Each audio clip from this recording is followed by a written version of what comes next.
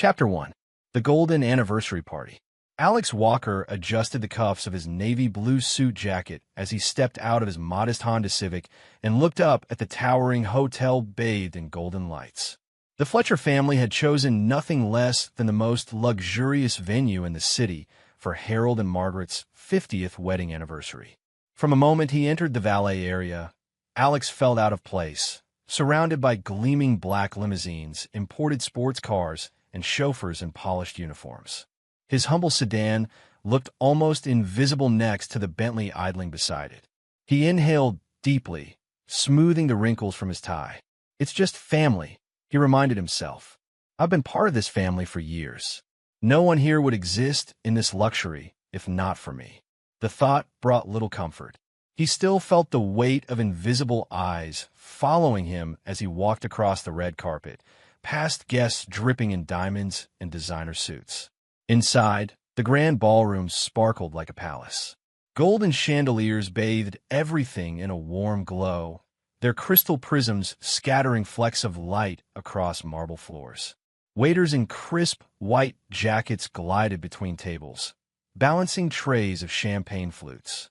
A string quartet played softly near a fountain where champagne flowed in a golden cascade.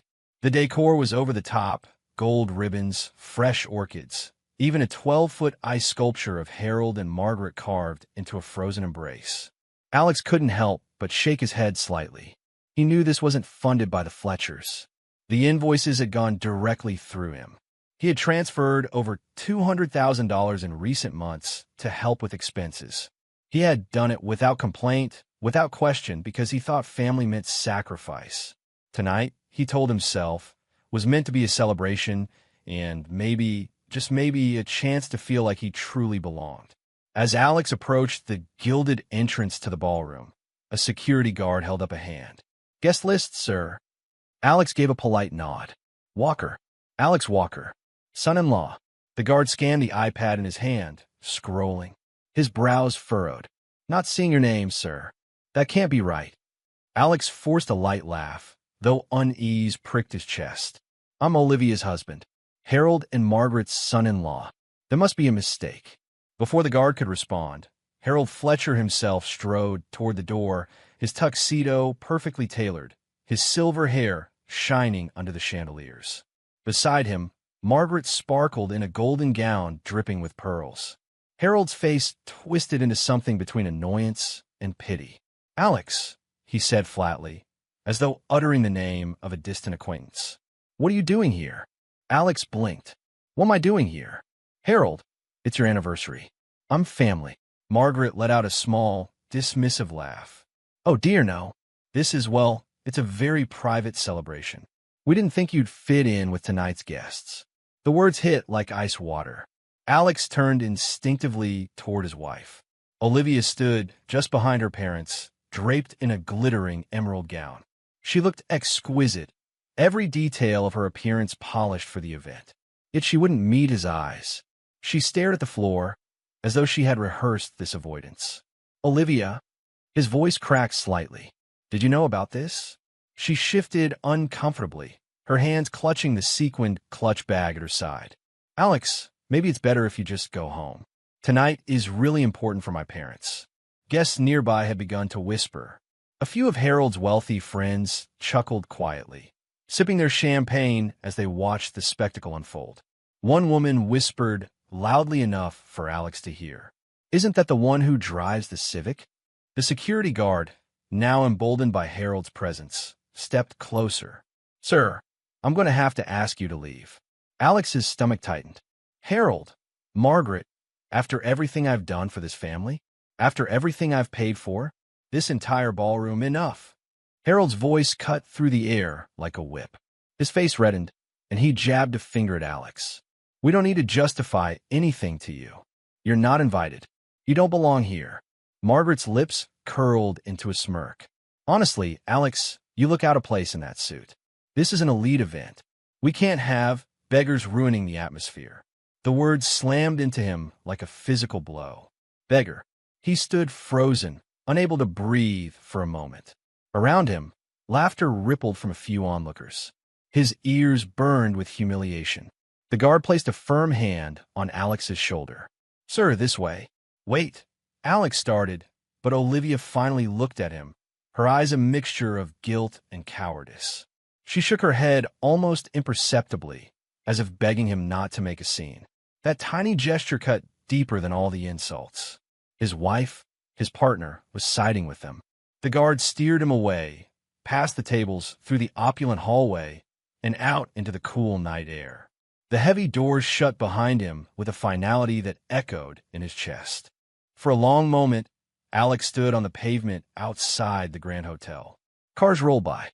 Guests arrived in gowns and tuxedos, brushing past him without a second glance. He felt the sting of humiliation searing through every nerve. But beneath it, something else began to rise, something colder, steadier. Not rage, not yet, but resolve.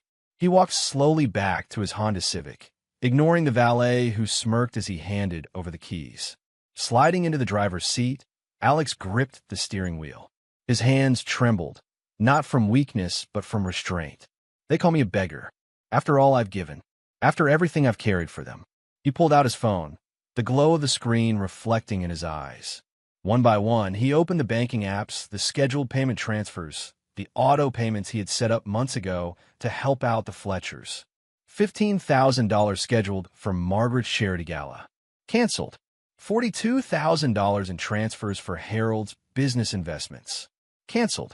$68,000 for Olivia's wellness retreat. Canceled. $115,000 covering the venue and catering costs for tonight's event. Canceled. Each confirmation felt like a stone being lifted from his chest. The numbers vanished from the screen, dissolving like smoke. By the time he finished, $240,000 worth of payments were gone, erased with a few swipes of his finger. Alex set the phone down in the cup holder. For the first time in years, he exhaled deeply, his chest loosening. The humiliation still burned, but beneath it, something fierce and unshakable was taking root. He gripped the steering wheel again, staring through the windshield at the glowing hotel in the distance. The laughter and music inside seemed faint now, almost irrelevant. Without a word, he turned the key in the ignition. The Civic purred to life, and Alex Walker drove quietly into the night. Chapter 2. The Missed Calls. The ride back to Alex Walker's apartment was quiet. Too quiet. The Honda Civic hummed steadily as he drove through the city, but his mind was a storm. The golden lights of the Fletcher's anniversary party still burned in his memory. The laughter, the mocking whispers, the cruel dismissal. He gripped the wheel tighter than necessary, his knuckles pale against the leather. When he finally pulled into the parking garage, he cut the engine and sat still for a long moment, the silence pressing against his ears. The humiliation replayed over and over. Harold's sneer, Margaret's smirk, Olivia's downcast eyes.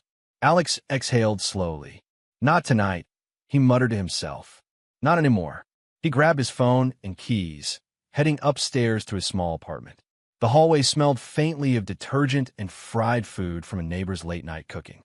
Familiar, ordinary smells. A grounding contrast to the suffocating perfume and champagne of the hotel ballroom. As soon as Alex stepped inside his apartment and flicked on the lights, his phone buzzed violently in his pocket. He pulled it out and froze. 136 missed calls. The screen glared with red notifications. Olivia. 57. Harold. 28. Margaret. 19. Ryan. 32. His voicemail icon blinked insistently, stacked with unheard messages. The device vibrated again in his hand, another incoming call. Olivia. He silenced it immediately, tossing the phone onto the coffee table. It buzzed against the wood like a trapped insect. Alex loosened his tie and sat heavily on the couch.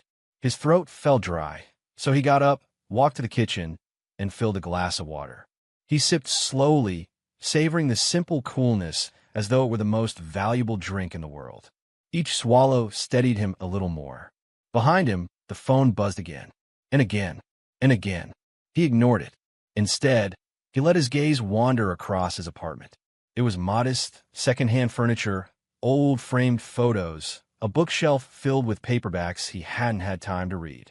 Nothing glamorous, but everything was his. Paid for with his work, his hours, his sweat. No manipulations.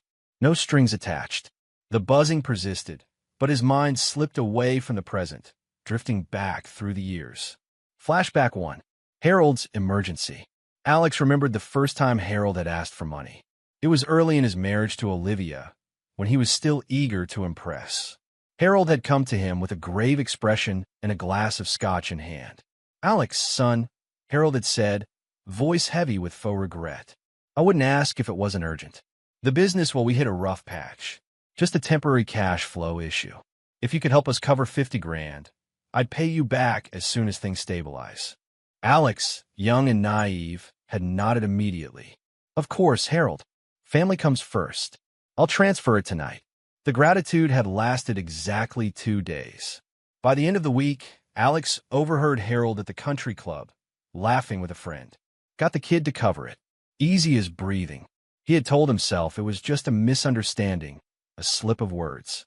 But now, flashback 2. Margaret's charity. Then came Margaret. She had invited Alex to her living room, showing him glossy pamphlets of a supposed charity gala she was organizing. "It's for the children," she'd said, her manicured hands clutching his arm.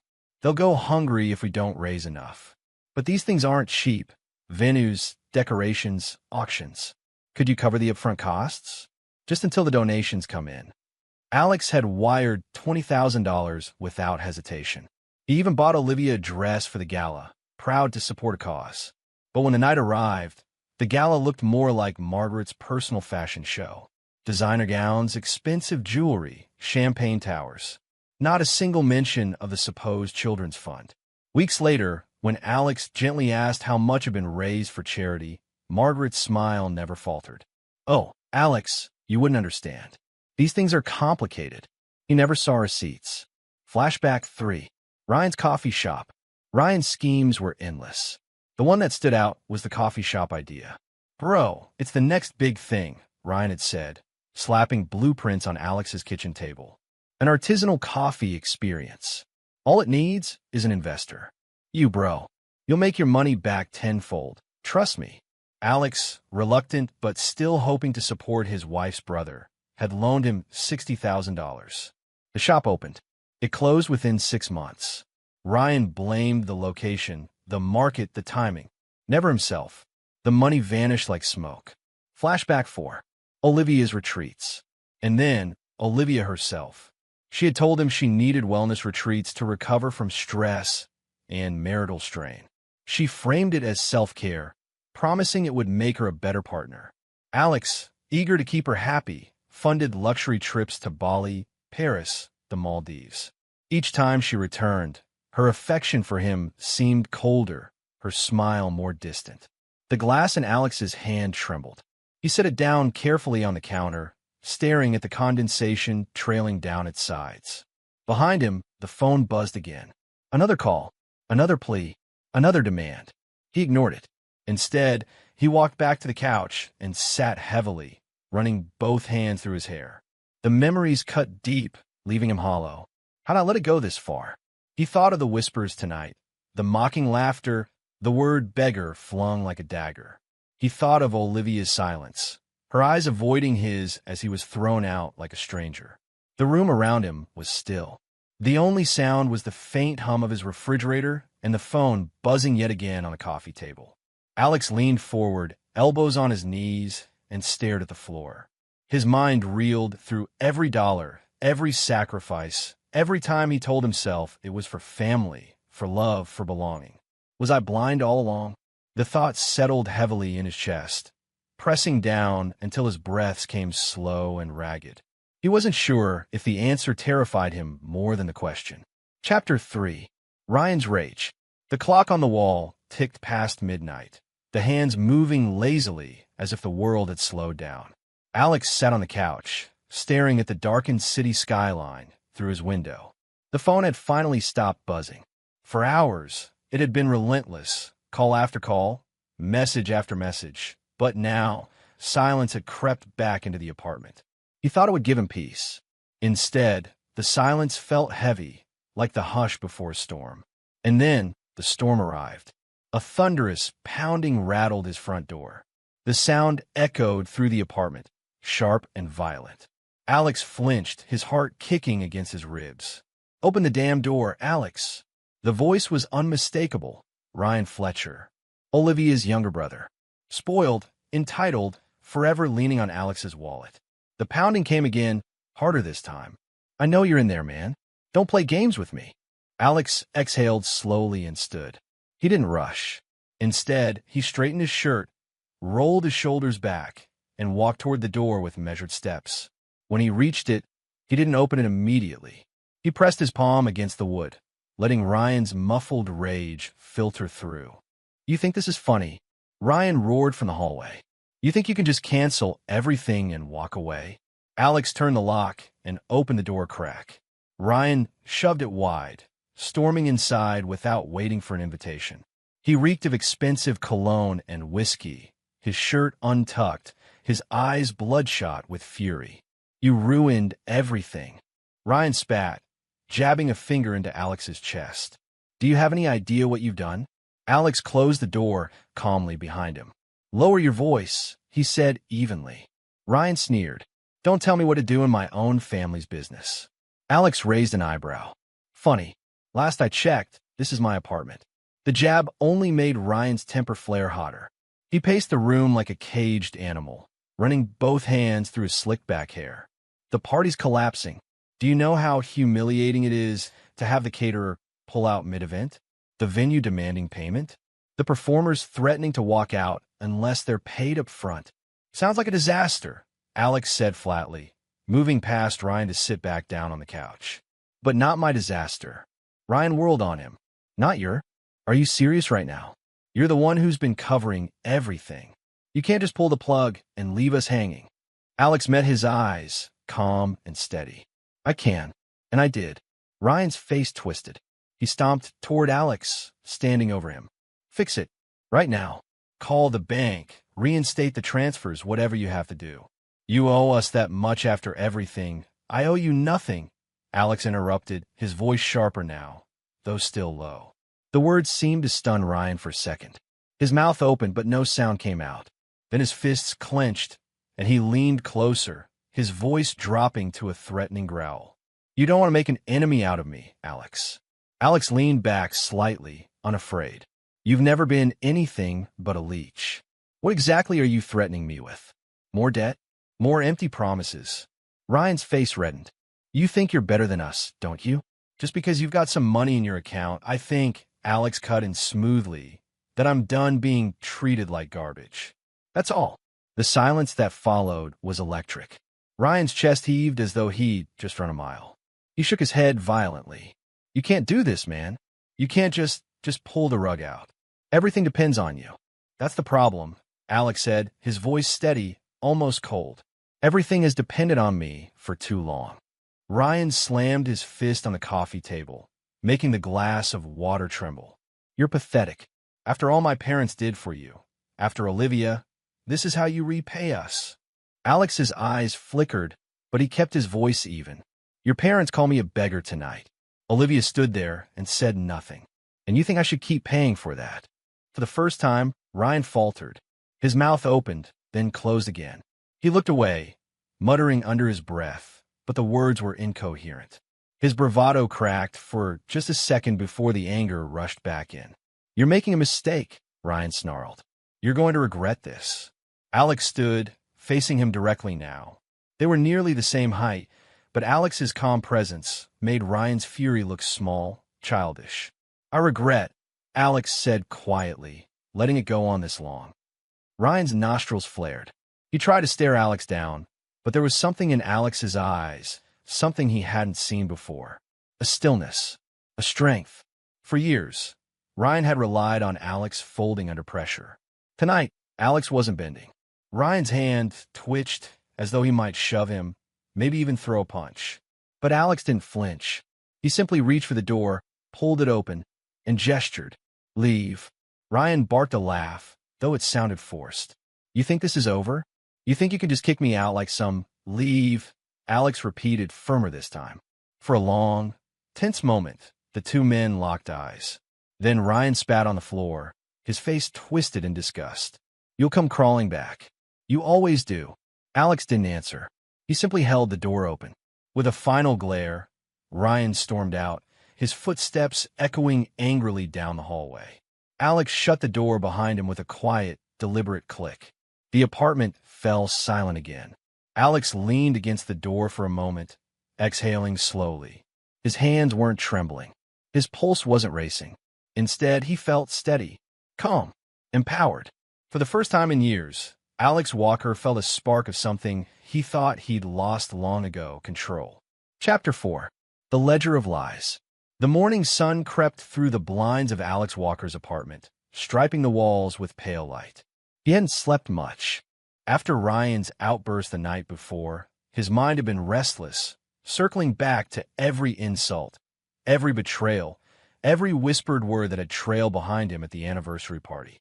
Now, sitting at his kitchen table with a steaming mug of black coffee, Alex decided it was time to confront the truth in the only way he knew how: through numbers. He pulled out a thick, weathered folder from the cabinet by the fridge. Inside were 10 years of receipts, bank statements, loan agreements, wire transfer confirmations, and hastily scribbled notes. He had always been meticulous with paperwork, a habit formed back when he started working as a financial consultant. If nothing else, Alex had always believed in keeping records. The folder was heavy, bulging with a decade of sacrifices. He laid it open on the table like a wound and began spreading out the pages. His pen tapped against the notepad as he organized them into piles. Harold, Margaret, Ryan, Olivia. Each name had its own mountain of paper. He started with Harold. Harold's business loans. Alex flipped through old emails, each one laced with urgency. Alex's son, just a small favor. The deal is about to close, but the investors are dragging their feet. Alex, this is temporary. You'll get it all back with interest, I promise. Attached were requests for transfers: $10,000, then $25,000, then $50,000 at a time. Alex had believed every word. He had told himself Harold was a proud man who just needed a little help to stay afloat. But then Alex remembered the evening he walked into the lakeside casino, searching for Harold after Olivia said he hadn't come home. He found him at a blackjack table, chips stacked in front of him, grinning ear to ear. "Alex," Harold had slurred, clapping him on the back. "Didn't I tell you? This next hand will pay you back double." Alex had stood frozen, the truth dawning in an instant. Those loans weren't business deals, they were gambling debts. Now, adding up the numbers, Alex's pen scratched furiously across the page. $172,000. Gone. Margaret's charity work. Next, he turned to Margaret's file. The glossy invitations, the emails with subject lines like urgent, help the children, immediate funds needed for orphanage, please assist. Each request tugged at his sense of decency. He remembered Margaret's smooth, practiced tone as she held his hand. "You're so generous, Alex. Without you, these children would suffer. God bless you." But Alex also remembered the shopping bags, luxury brands, designer heels, jewelry boxes. He remembered one particularly jarring moment when he saw her charity donations piled in the trunk of her car: Gucci, Prada, Chanel, while she smiled and told her friends, "Isn't it wonderful what Alex does for the less fortunate?" Less fortunate, he thought bitterly now, staring at the receipts. Margaret herself was the less fortunate in her own fantasy. The total, $86,000. Ryan's coffee shop. Alex's jaw tightened as he shuffled through Ryan's pile.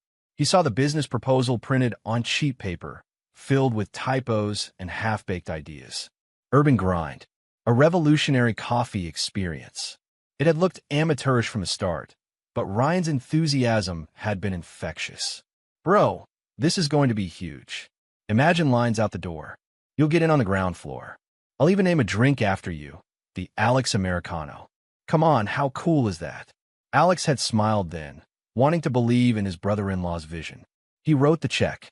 6 months later, he walked past the boarded-up shop, its windows covered in dust. A for-lease sign hung crookedly on the door. Inside, abandoned espresso machines gathered dust, and the floor was littered with unpaid invoices. Ryan never spoke of it again. The ledger showed the loss clearly. $60,000. Olivia's retreats. Finally, Alex turned to the stack marked with his wife's name. This pile was the hardest to look at. Receipts for plane tickets, hotel bookings, spa packages, each labeled as retreats or recovery getaways. He remembered the first one vividly. Olivia had been crying in their bedroom, saying she felt drained, suffocated by the pressure of her parents, by the weight of expectation. "I just need to get away." "Alex," she whispered, her hands clutching his. "Just a few weeks to breathe.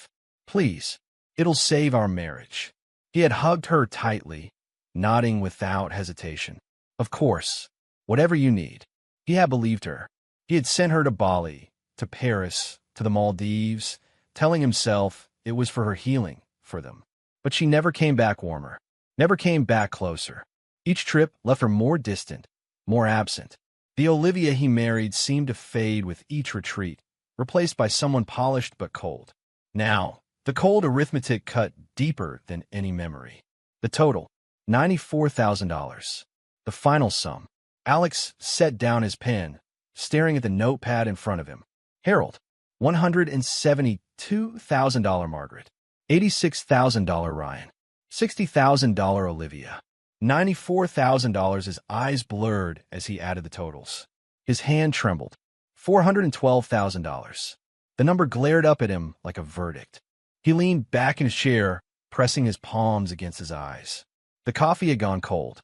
His chest tightened as if the weight of every dollar pressed against his lungs. Images flashed through his mind. Harold's laughter at the casino, Margaret strutting with shopping bags, Ryan babbling about espresso machines, Olivia smiling faintly as she boarded yet another plane. And him, always him, standing quietly in the background, opening his wallet, believing the words, nodding like a fool. The truth settled on him with crushing clarity. They had never seen him as family, never as a partner, never as a man who deserved respect. He had been their lifeline, their fix, their personal bank.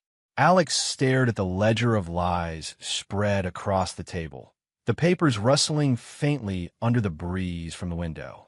His stomach churned, and for the first time, he felt truly sick.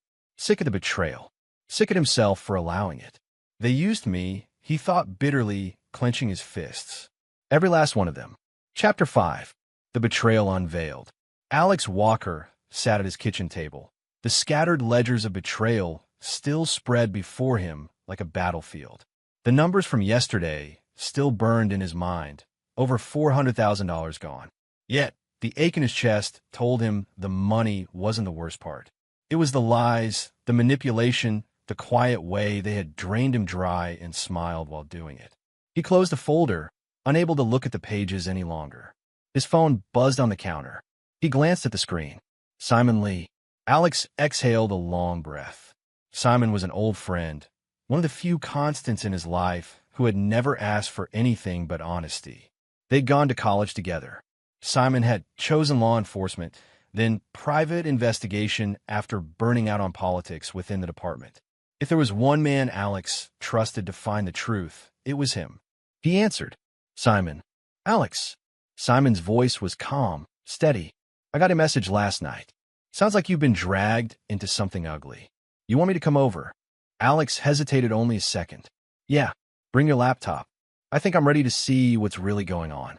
Simon arrives. An hour later, Simon arrived, tall and broad-shouldered, carrying a satchel and a thermos of coffee. His eyes scanned Alex's tired face before he even set his bag down. "You look like hell," Simon said bluntly. "I feel worse."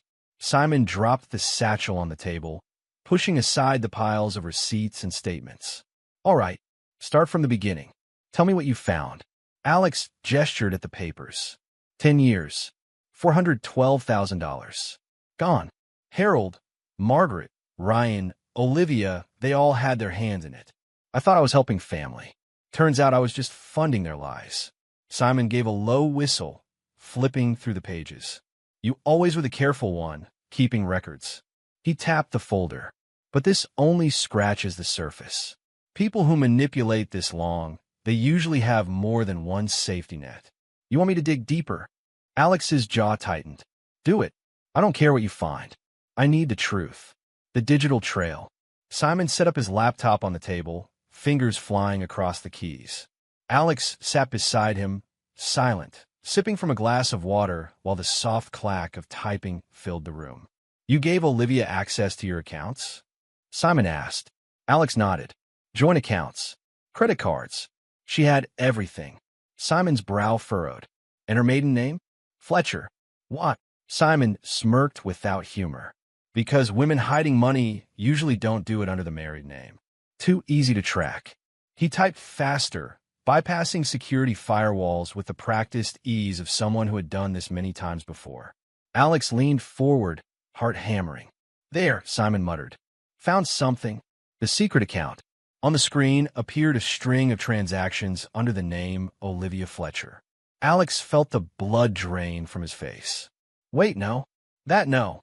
Simon clicked through page after page of records. Wire transfers, each one small enough not to raise suspicion, but consistent, thousands of dollars at a time, funneled from their joint accounts into a secret savings account. Looks like she started 5 years ago, Simon said. At first, just little amounts, 500 here, 1,000 there. But over time, he scrolled further, and the numbers grew larger. Yeah, she's been building a nest egg. Alex stared at the screen, throat dry. How much? Simon paused, then turned the screen toward him. Current balance, $327,000. The room went silent. Alex gripped the edge of the table until his knuckles turned white. All those times she said we were broke. All those times she begged for retreats, for help, for support, she was hiding this. His voice cracked, a mix of disbelief and fury. Simon's expression softened. Alex, I've seen this before. People planning an exit strategy don't usually tell their partners. The Fletcher family fortune. Alex pressed his palms to his forehead, but Simon wasn't done. He pulled up another search, this time digging into Harold and Margaret's financials. You said they always cried poor, right? Asking you for money, telling you the business was failing. Always, Alex muttered bitterly. Harold said he was drowning in debt. Margaret made me believe every cent kept them afloat. Simon shook his head, almost impressed. Well, you're not going to like this. He clicked, and several documents opened on the screen, hidden property deeds, offshore accounts, investment portfolios. Holy, Simon leaned back. These people aren't broke. They're sitting on millions. Alex's eyes darted across the screen. He saw luxury condos in Miami, a vineyard in Italy, stocks and bonds neatly tucked away, accounts under shell companies. It was all there, layer upon layer of carefully concealed wealth. His stomach churned. They lied. All of them. They didn't need me. They just used me. Simon met his eyes. That's exactly what they did. The crushing realization. Alex stood abruptly, pacing the kitchen. His breath came ragged. He slammed a fist against the counter, the sound echoing in the small apartment. 10 years, he shouted. 10 years of working late, saving every dime, cutting corners, living simple, while they drank champagne from my veins. Simon let him vent, staying silent until Alex finally sank back into a chair, shoulders slumped, hands shaking. I thought Olivia was with me. I thought she loved me. Simon's voice was quiet but firm. She loved the life you gave her, not the man. And from what I see here, she was planning her escape long before last night. Alex's eyes burned, but he refused to let tears fall. He stared at the screen, at the balance under Olivia's secret account. Every dollar was a dagger. $327,000, he whispered. She was saving herself, while I was killing myself to save them. He pushed the laptop away, as though the sight poisoned him. His chest felt hollow, a pit where hope used to be. She never planned to stay, Alex said finally, his voice low and broken. Not with me. Not with us. She was building her exit strategy all along. Chapter 6. The Ironclad Plan. The morning sun filtered weakly through the blinds of Alex's apartment, painting thin stripes across the cluttered table where financial ledgers still lay open like scars of betrayal. His eyes were bloodshot from lack of sleep, but his mind was sharper than it had been in years. Rage had burned away the fog. Now, all that remained was clarity and resolve. He grabbed his worn leather jacket, tucked the folder of records under his arm, and drove downtown. The city streets hummed with weekday life, people rushing to work, horns blaring, but to Alex, it felt like the whole world had slowed down. Every stoplight stretched longer, every passing face seemed to blur, until at last he pulled up outside a gleaming office building. On the 12th floor, behind a frosted glass door etched with the name Clara Whitfield, attorney at law, waited the one person he trusted to turn his pain into power. Meeting Clara. Clara Whitfield was not what most people pictured when they thought of a lawyer. She was sharp-featured, mid-40s, with short auburn hair and a gaze that could strip a man's defenses bare in seconds. She greeted Alex with a firm handshake, then gestured toward the leather chair opposite her desk.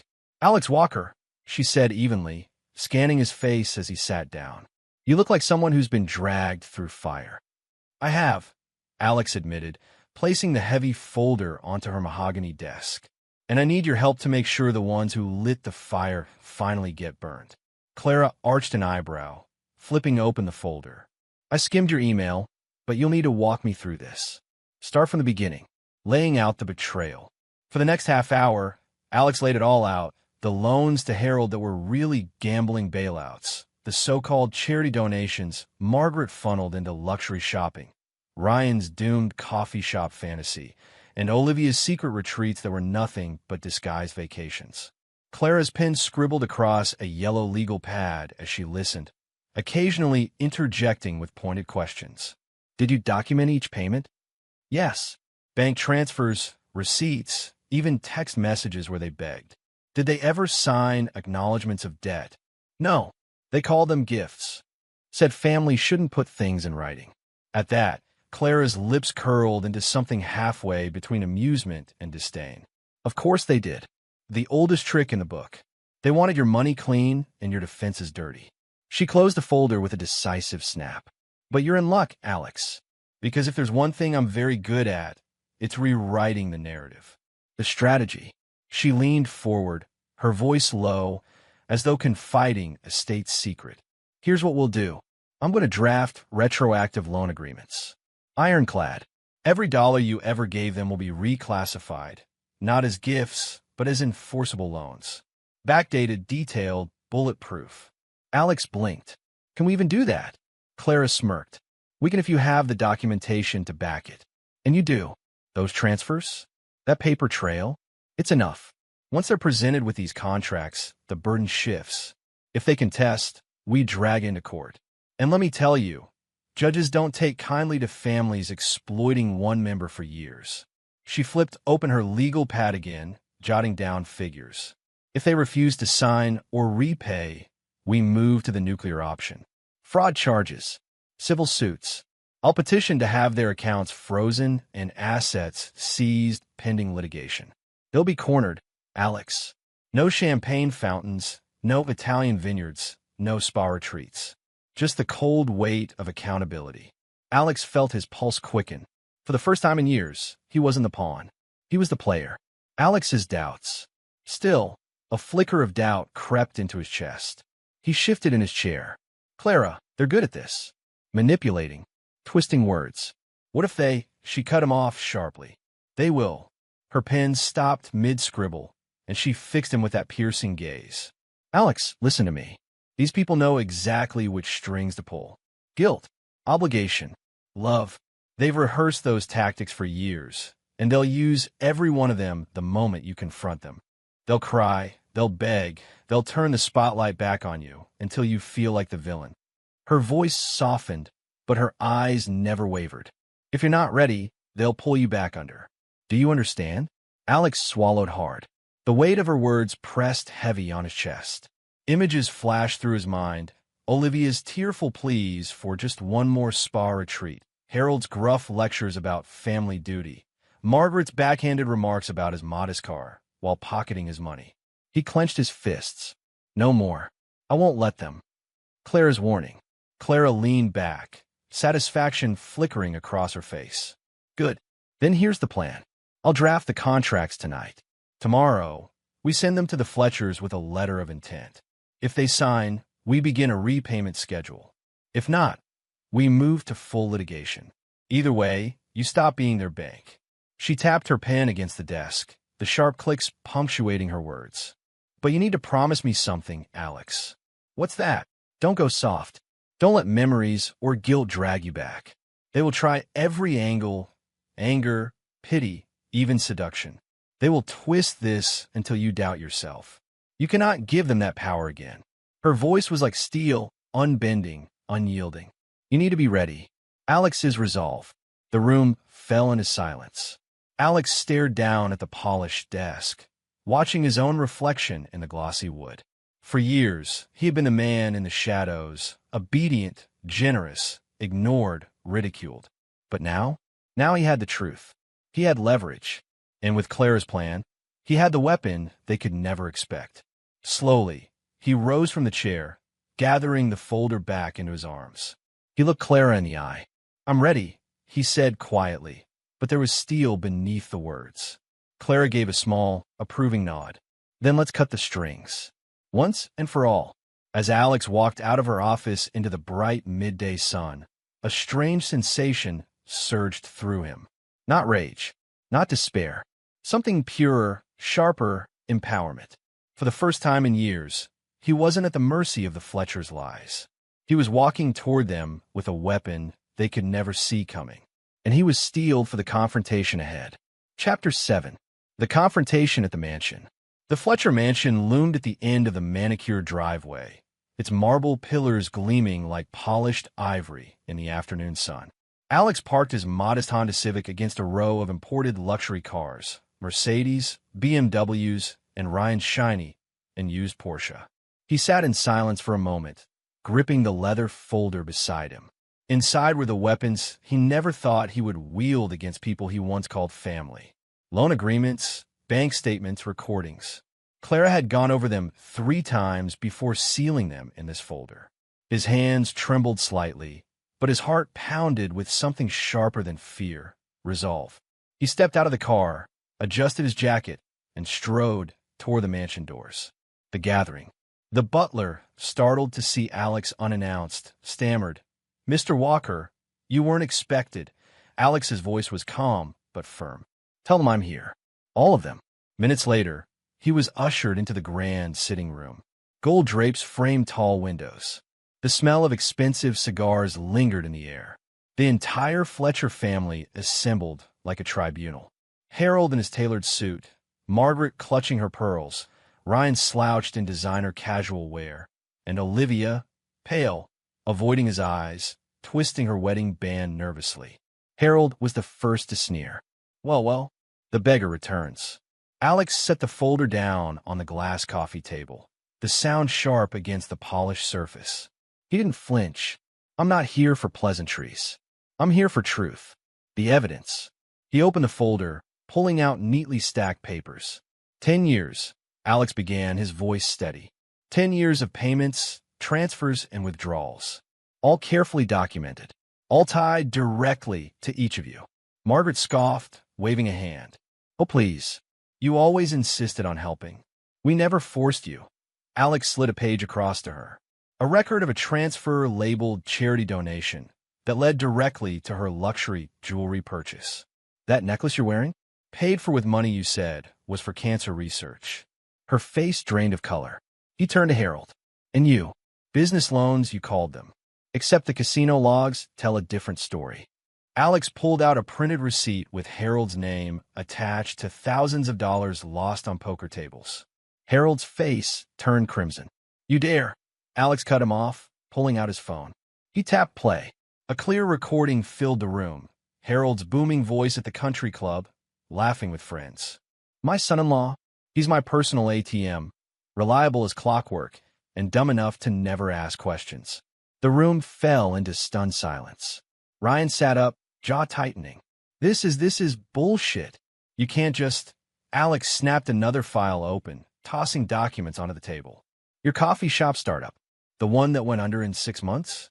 You never told me you siphoned off the investment money to cover your car loans." "I have the bank trail." Ryan cursed, slamming a fist onto the armrest. "You ruined me. You cut off the payments, and now you're here trying to know." "Ryan," Alex interrupted coldly. You ruined yourself. Finally, Alex turned toward Olivia. She'd been silent, shoulders hunched, tears brimming. Olivia, he said softly, but there was no gentleness in his eyes. He placed the final document in front of her. The account. Under your maiden name. Simon traced the transfers, every spa retreat, every secret vacation, all funneling into a fund you never told me about. Her lip quivered. Alex, I can explain.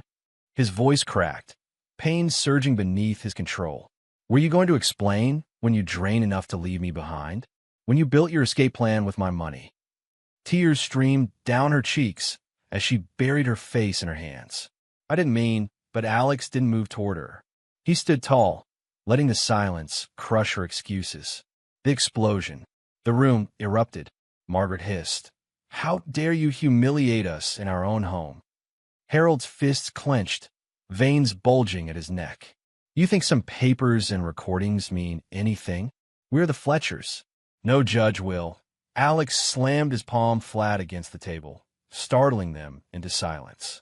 His voice, low and thunderous, cut through the air. You've stolen from me for a decade. Mocked me while I carried you. And tonight that ends. He gathered the scattered documents into 3 neat piles, sliding them forward like chips at a poker table. His eyes swept over each of them, daring them to challenge him. The 3 options. Here are your choices, Alex said, each word deliberate, sharp as a blade. 1. Repay me, every cent, with interest. Clara has already drafted the contracts. Refuse, and I take you to court. 2. End all financial ties forever. No more loans, no more bailouts, no more lifelines. You cut me out and I walk away, but you don't see another dollar from me. 3. His gaze hardened, lingering on Harold, then Olivia. Face a public lawsuit. Fraud charges. Asset freezes. Every dirty secret dragged into the light for the world to see. And I won't blink while your reputation burns. The words hung heavy in the air, more suffocating than the cigar smoke. Olivia sobbed quietly. Ryan muttered curses under his breath. Margaret trembled with indignation, and Harold looked ready to explode. Alex, however, felt lighter than he had in years. For the first time, he controlled the terms. And now, the Fletchers would have to choose. Chapter 8. Manipulations and Masks.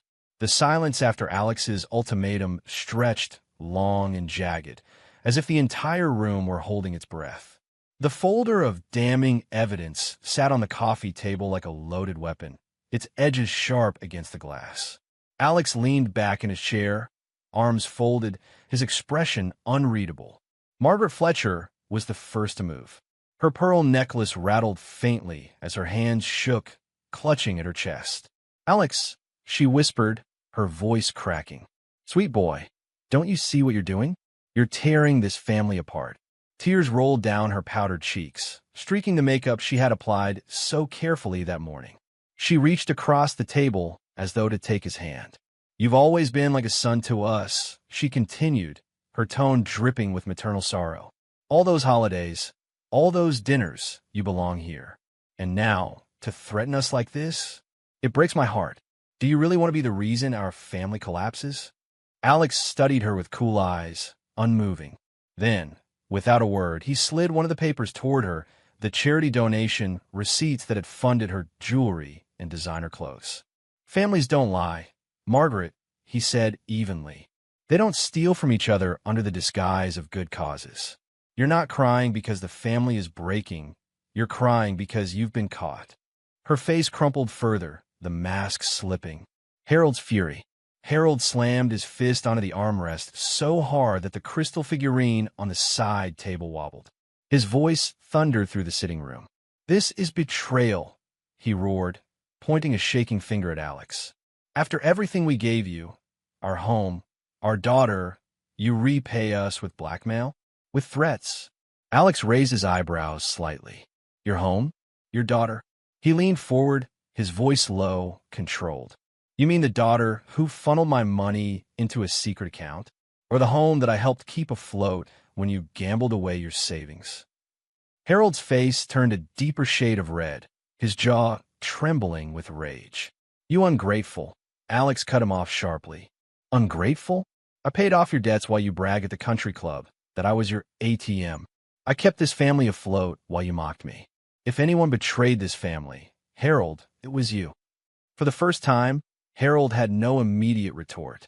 His hand hovered in the air, then slowly dropped to his lap, knuckles white. Ryan's threats. The tension cracked with Ryan leaping to his feet.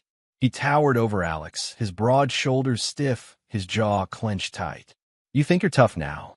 Ryan growled, leaning forward so close Alex could smell the cologne mixed with beer on his breath. "You think a stack of papers makes you a man? One call, Alex, one call, and I'll make sure you regret this." His fist tightened at his side, knuckles cracking. Alex didn't move. His calmness was a knife against Ryan's bluster. "Violence, Ryan? That's your answer? That's always been your answer, hasn't it?" Yelling, threatening, blaming. Ryan's nostrils flared. "You don't know who you're dealing with." "Oh, I do." Alex's voice sharpened. He reached into the folder again, producing a bank statement and tossing it onto the table with a flick. "I know you lied about your coffee shop. I know you stole from the investment money I gave you. And I know your Porsche outside was paid for by the same account." Ryan froze, his face draining of color. Alex's gaze didn't waver. "So go ahead. Swing. Threaten. But every punch you throw just proves the man you really are, a spoiled bully who can't survive without other people footing his bills." Ryan's fist shook at his sides, but his body locked. He backed away, cursing under his breath, unable to meet Alex's eyes. Olivia's plea. Finally, Olivia broke. She had been silent, sitting rigid in her chair, but now she stood abruptly, tears streaming down her face. Her voice cracked as she spoke. "Alex, please stop this." She stepped toward him, her hands trembling. "I didn't do it to hurt you. I just wanted security. A safety net. You worked so hard, but what if something happened? What if we lost everything? I was scared, Alex. That's all it was." Her words tumbled out in a desperate rush. "You know I love you. You know I never meant to betray you. That account, it wasn't for me to leave you. It was just so I'd have something to hold on to. Don't you understand? Don't throw away what we have over this." Her voice broke into a sob as she reached out, her hand trembling inches from his arm. For a moment, Alex felt the ache of old love, the weight of years spent side by side. But then his eyes fell on the document lying between them, the bank statements Simon had uncovered, the dates, the amounts, the vacations Olivia had taken without him, the lies she had told so smoothly. His chest tightened, but his voice was steady when he answered. "Security?" He shook his head slowly. "You didn't build security, Olivia. You built a life without me. A secret future where I wasn't included. You can call it fear or planning or love, but the truth is simpler. You wanted freedom, and you funded it with betrayal." Her tears flowed harder, her lips trembling with the weight of words she couldn't say. The mask shattered. The room was heavy now, Margaret's sobs muffled behind her hands, Harold glaring but silent, Ryan pacing like a caged animal, Olivia trembling in shame. And at the center, Alex sat unmoved.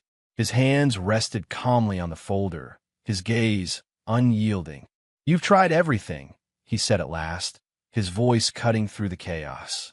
"Tears, anger, threats, pleas, but none of it changes the truth. You stole from me. You lied to me. You mocked me while I carried every burden." He let the words sink in, cold and final. "I'm done carrying it." The silence that followed was suffocating. The Fletchers stared at him, their usual masks of control and superiority shattered. For the first time in years, they realized something they never thought possible. Alex wasn't backing down. Chapter 9. The Final Choice. The Fletcher mansion had been a battlefield all afternoon. Voices had clashed like storm clouds over a quiet sea, and yet, amidst the chaos, Alex remained unmoved. The folder of evidence, loan agreements, bank statements, recordings, had been spread across the mahogany coffee table, each page a dagger revealing years of deceit. Margaret's sobs had long since subsided, replaced by simmering indignation. Harold paced back and forth, muttering curses under his breath, while Ryan's fists occasionally slammed into walls and furniture in a display of impotent rage. Olivia had fallen silent after her emotional plea earlier, sitting rigid and trembling in the velvet armchair, her hands twisting in her lap. And at the center, Alex Walker remained steady, calm, and unyielding. Hours of confrontation. It had been hours since he delivered his ultimatum, the three options: repay, sever ties, or face public legal action. Each argument, threat, and tear had been met with evidence, reason, and an unwavering refusal to back down. The Fletchers had exhausted every manipulation in their arsenal. Margaret had tried guilt. Alex, think of the family, the holidays, all the memories. Don't you want to preserve what we built? Alex had countered with receipts. The charitable gifts that were actually designer shopping trips. Memories built on theft are not memories, they're lies. I won't preserve that. Harold had tried anger. You dare humiliate us in our home? We trusted you. Alex had played the recording of Harold boasting at the country club. He's my personal ATM. The room had gone deathly silent, Harold's anger throttled by undeniable proof. Ryan had attempted intimidation again, fists raised, lips curling into a snarl. Alex had simply laid out the bank statements and loan agreements, watching Ryan's confidence crumble as the evidence showed every stolen cent and fraudulent claim. And Olivia, she had tried reason, tried fear, tried pleading. I only wanted security. Alex had stared at her steadily, the hurt and betrayal clear in his eyes. You built a secret life while I worked to keep all of us afloat. Security? You built freedom for yourself, leaving me in the dark. The air had thickened with tension. Every whisper, every sob, every attempt at manipulation had failed. Alex had finally realized that the power he had long surrendered to them now lay fully in his hands. The decision. After what felt like an eternity, Harold exhaled loudly, sagging into a chair. Fine, he muttered, voice tight. Fine. We'll do whatever you say. Just stop this spectacle. Margaret wiped her tears and sniffled. Yes, we understand. We will comply. Ryan glared at Alex, teeth clenched, but finally said nothing, shoving his hands into his pockets. Alex allowed himself the slightest nod. He slid the first set of documents across the table. These are the final agreements. Sever all financial ties. You will no longer contact me for loans, gifts, or any form of monetary assistance. This is legally binding. You will sign here, here, and here. Harold picked up a pen, trembling as he scrawled his name across the first page. Margaret followed, hands shaking, lips pressed tight, scribbling her signature reluctantly. Ryan grunted, slapping his signature down without looking up. Olivia's eyes met Alex's briefly, full of pleading, but she did not reach for the pen. Alex waited, heart steady but mind aware. Finally, he spoke. Olivia, you'll sign. She swallowed, tears streaming silently. She hesitated, then slowly pressed pen to paper. Every stroke felt like a lifetime, a surrender to a truth she could not escape. Permanent separation. As the final document was signed, Alex collected the papers, placing them neatly back into his folder. The weight of years of manipulation, lies, and betrayal felt lighter now. He had dismantled the web they had spun around him, severing every financial tether. For the first time in a decade, he felt free. Consider this permanent, he said quietly, but his words carried the weight of iron. No more debts, no more loans, no more interference. This is the end. Harold's face turned red, and he opened his mouth to argue, but the sound faltered. Margaret's hands twitched as she attempted to form words of guilt, but Alex's calm, resolute demeanor silenced her. Even Ryan, who had tried to threaten him hours ago, lowered his gaze, recognizing the futility of further conflict. Olivia, however, remained frozen, staring at him with wide, haunted eyes. Olivia's private plea. Later, when the rest of the family had left the room for drinks and whispered conversations, Olivia approached him cautiously. Her steps were tentative, almost afraid to break the fragile silence. Alex, she whispered, her voice cracking. Please, can we talk? I didn't mean for it to go this far. I made mistakes, I was scared, but I love you. Please, just give me a second chance." Alex looked at her, his expression unreadable, the calmness of a man who had finally taken control emanating from him. He could see the tears, the desperation, the regret, but he could also see the decade of deceit, the hidden accounts, the vacations, the lies.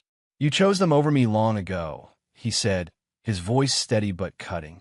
"Not just today, not just yesterday, but every time you funnel my money, lied about intentions, and built a secret life for yourself. You chose them. You chose to betray me." Olivia's mouth opened, then closed, unable to find words. She swallowed, tears spilling over as she shook her head. Alex stepped past her, collecting his folder, moving toward the door. He could feel the weight of every memory, the dinners, the holidays, the laughter, the manipulation, pressing against his back. And yet, with each step, that weight lifted, leaving him lighter than he had felt in years. He didn't look back. He didn't need to. Walking out, the front doors of the mansion gleamed in the late afternoon light. Alex opened them and stepped out into the world he had long neglected while carrying the burdens of the Fletcher family.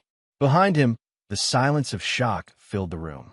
Olivia's trembling form, the vacant stares of Harold, Margaret, and Ryan, and the echo of their whispered regrets hung in the air. But Alex did not waver. Every footstep away from the mansion was a step toward freedom, toward reclaiming a life that had been stolen from him piece by piece, toward a future unbound by the greed and lies of those he had once called family. And in the quiet of that late afternoon, as the sun cast long shadows across the driveway, one truth settled firmly in his mind. He was done. Forever. Chapter 10. Freedom and Closure. The morning after the confrontation, the Fletcher mansion was a storm of whispers and silent panic. News of the family's financial collapse and Alex's unflinching stand had already begun to ripple through their social circle. Chauffeurs and staff murmured behind closed doors. Neighbors peered curiously from behind gates, and the extended family, usually so poised and untouchable, was in disarray. Alex, however, was far from the chaos. He sat in his modest apartment, leaning back in his chair, the sunlight slanting across the scattered documents he no longer needed. For the first time in a decade, he had no obligations to them. No debts, no transfers, no hidden expectations. His phone buzzed with a single message. "Simon, did you see this? They're already gossiping about losing their personal ATM. Group chats are exploding." Alex raised an eyebrow, curiosity piqued. "Personal ATM," he murmured, a faint, ironic smile tugging at his lips. Simon, revelation. Simon arrived shortly after, briefcase in hand, carrying a laptop and a folder full of screenshots. "Alex, you're going to want to see this," he said, voice low but tinged with amusement. Alex leaned forward, sipping his morning coffee. "Go ahead. I've got a feeling it's good news." Simon opened the laptop and brought up several group chat threads. Messages scrolled across the screen, all from the extended family, laughing and mocking behind Alex's back, even as he had been funding them for years. "Can you believe our personal ATM finally snapped? He paid for the wine cellar and the yacht last year, and now, gone. Huh. 10 years of this guy cleaning up our messes. Priceless." And he finally walked. Alex's fingers hovered over the keyboard, not to respond, not to confront, just to read. They really called me that?" he asked, disbelief and irony mingling in his tone. Simon nodded, a smirk tugging at the corner of his mouth. "Exactly as you suspected. They thought you'd never realize. They thought you'd keep paying forever. And yet here we are. You walked, and now they're panicking." Alex leaned back in his chair, letting the words wash over him. At first, there was a flicker of hurt, an echo of all those years spent helping, believing in family, trusting them. But it didn't last long. No, this didn't break him. The peace of realization. He closed the laptop, silence settling over the apartment like a warm blanket. He thought back over the last decade. The late nights working overtime to cover unexpected bills, the missed vacations, the quiet resentment he had buried deep inside to keep the family afloat. And now, every sleepless night, every sacrifice, Every manipulated dollar had been reclaimed, not physically, not in the sense of undoing the past, but in something more profound. Freedom. He wasn't responsible for anyone else's lies anymore. He wasn't the one cleaning up someone else's mess while smiling politely. He wasn't the gullible husband funding secrets behind his back. He was himself. Simon watched him quietly. "Feeling lighter?" he asked. Alex smiled genuinely for the first time in years. "Lighter than I've ever been." Driving away. By midday, Alex had packed the folder into his Honda Civic, the same modest car he had arrived in when the Fletchers first humiliated him at the anniversary party. He started the engine, feeling the familiar hum beneath him, and exhaled deeply, as if releasing a decade of burden in a single breath. He drove through the city streets, the wind brushing past the open window, sunlight reflecting off glass buildings. With each passing block, the weight on his shoulders lessened. Each honk, each pedestrian, each glint of sunlight reminded him. This life was his now. He thought of the mansion, the laughter he'd once shared with Olivia, the dinners, the holidays, the small moments that had been tainted by lies. And he didn't feel sadness. Not really. He felt clarity, reflections. Alex's mind wandered over everything he had lost and everything he had gained. He had lost a family that had pretended to care, a network of so-called loved ones who had relied on his generosity as a given. He had lost trust in people he had once considered unshakable pillars in his life.